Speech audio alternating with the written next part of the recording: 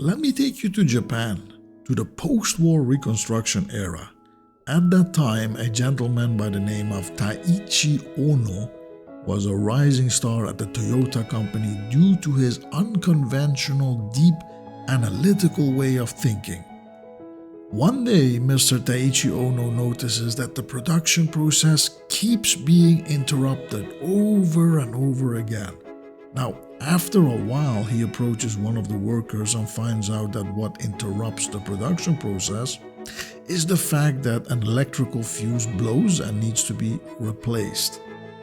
Electrical fuses by themselves, they are not very expensive. But the production process disturbance, that is expensive. Be it as it may, fuses blow and the worker replaces the fuses. The process starts up again and again and again. This goes on. But then Mr. Taiichi Ohno becomes curious. He's a very analytical man. He asks the worker to investigate why is the fuse blowing over and over again. Now, after some investigation, the worker finds out that it is because the machine gets overburdened.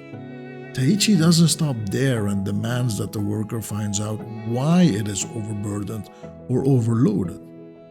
After a while, the worker returns with the answer. It is because of poor lubrication.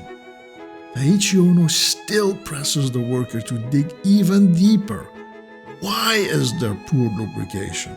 Now, it turns out that the pump that delivers the lubricant was not working properly.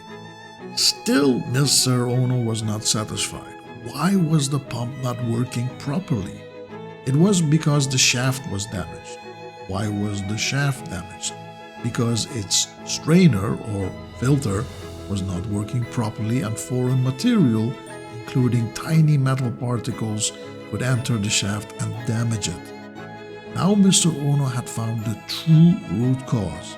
It was the filter, and instead of replacing hundreds of electrical fuses, he had to replace one filter. This process of digging as long as it is needed to reach the root cause is referred to as 5 why analysis. Okay? It is one of the many techniques in Lean. Please note, it doesn't always have to be 5 whys. Sometimes it is 3, sometimes it is 7 or more. It is the principle that counts.